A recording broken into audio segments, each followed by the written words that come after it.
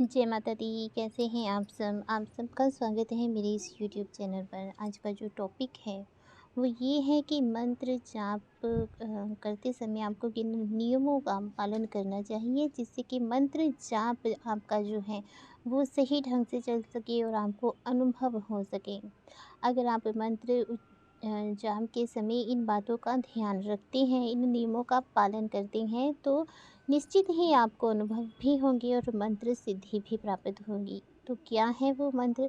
जानने से पहले जल्दी से मेरे चैनल को सब्सक्राइब कीजिए, बेल आइकन दबाइए ताकि मेरे द्वारा अपलोड की गई हर वीडियो की नोटिफिकेशन आपको मिल सके। चलिए बढ़ते हैं वीडियो में आगे। जब भी कोई पूजा पाठ किया जाता है, अगर आप अनुभव चाहते हैं तो आपको मंत्र उच्चारण करने होते हैं। मंत्र उच्चारण करने से बहुत जल्दी ही आपको अनुभव प्राप्त होने लगते हैं और आपके इष्ट देव जिनका मंत्र आप उच्चारण कर रहे हैं उनके दर्शन भी आपको होते हैं। दर्शन चाहे आपको स्वप्न के माध्यम में हो या आप किसी भी वस्तु का आप प्राण प्रतिष्ठा कर रहे हैं तो उस वस्तु में भी आपको दर्शन प्राप्त हो सकते हैं। जैसे कुछ लोग सुपारी की प्राण प्रतिष्ठा करते हैं, कुछ लोग नारियल से करते हैं।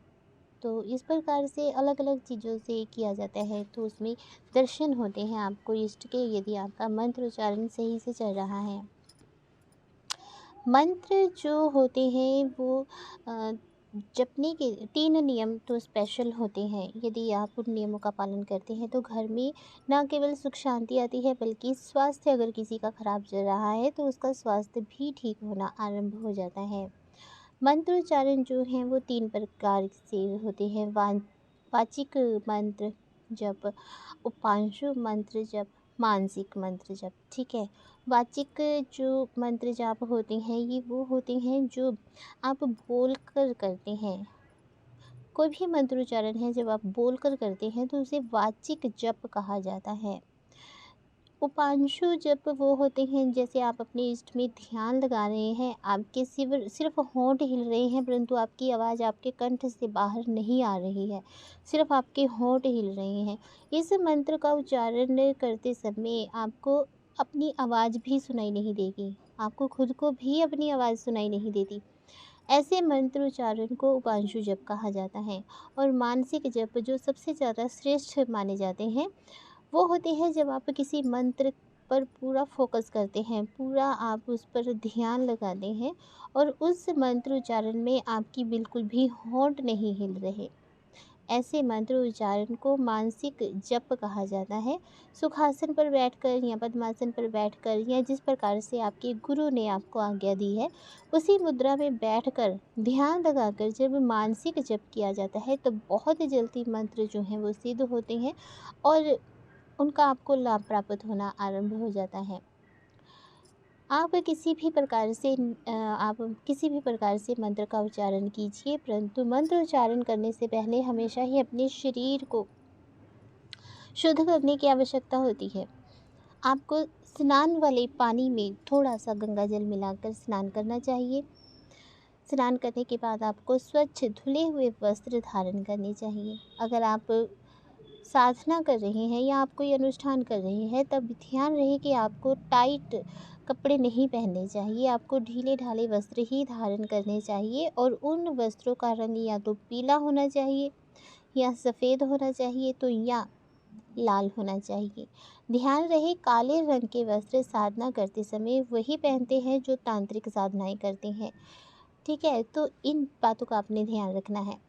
साधना के लिए कुश का आसन सबसे सर्वोत्तम माना जाता है। कुश का जो आसन आसन होता है वो ऊष्मा का सुचालक होता है, जिससे मंत्र उच्चारण करते समय जो आपकी ऊर्जा उत्पन्न हुई है वो आपके पूरे शरीर में समाहित हो जाती है। ठीक है, तो कुश का आसन इस्तेमाल किया जाता है। यदि आप कुश का आसन इस्तेमाल नहीं करते हैं तो आप बाज़ार में मिलने वाले आसन का भी इस्तेमाल कर सकते हैं। लाल रंग का आसन या पीले रंग का आसन आपको अपने मंत्रों के हिसाब से चुनना होता है।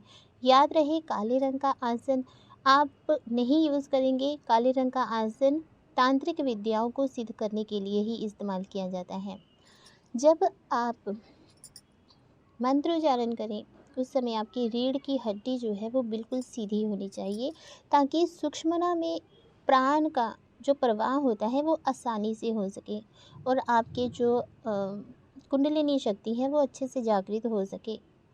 अगर आप टेढ़े मेढ़े होकर बैठते हैं, आपकी रीढ़ की हड्डी बिल्कुल सीधी नहीं है, तब कभी भी आपकी जो कुंडलिनी शक्ति है वो जागृत नहीं होती। इसलिए आपने ध्यान रखना है कि अपनी रीढ़ की हड्डी को बिल्कुल सीधा करके आपने बैठना है। साधारण जप यदि आप कर रही हैं तो आपको तुलसी की माला का प्रयोग करना चाहिए।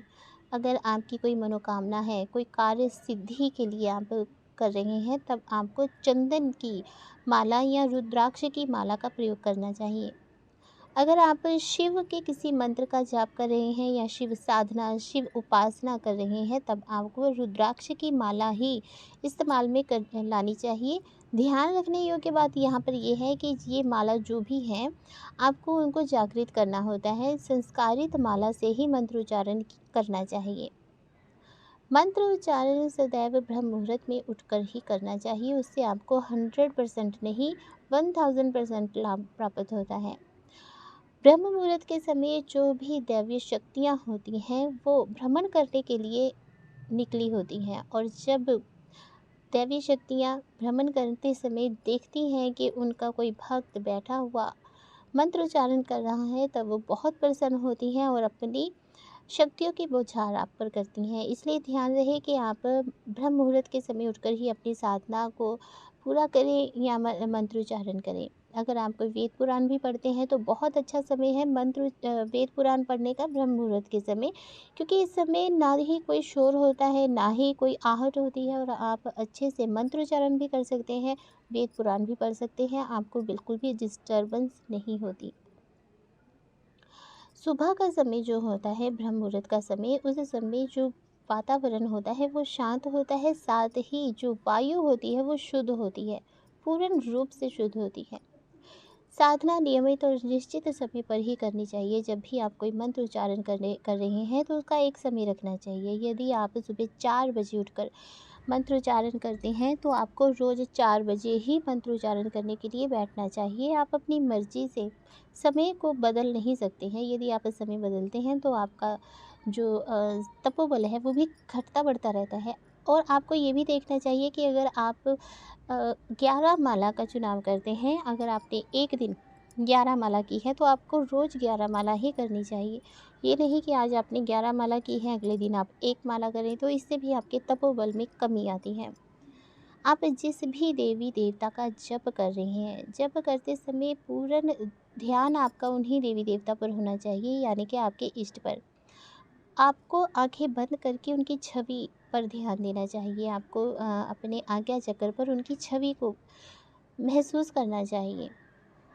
मंत्र शक्ति का अनुभव प्राप्त करने के लिए कम से कम आपको 1 माला तो हमेशा करनी चाहिए रोज़ाना, ठीक है? और ये भी नहीं है कि आज आपने की है तो कल नहीं की, ऐसा भी नहीं चलेगा। मंत्र का जप प्रातःकाल पूर्व दिशा की तरफ मुख करके करना चाहिए, और शाम के समय आप उत्तर दिशा की तरफ मुख करके मंत्रोच्चारण कर सकते हैं। ये बहुत ही श्रेष्ठ माना जाता है शास्त्रों के अकॉर्डिंग। तो ये था आज का टॉपिक। आशा करती हूँ कि आपको अच्छे से समझ आ गया होगा। अगर आप किसी भी टॉपिक पर वीडियो चाहते हैं तो प्लीज़ कमेंट कीजिए। जय माता दी, खुश रहिए, खुशहाल रहिए।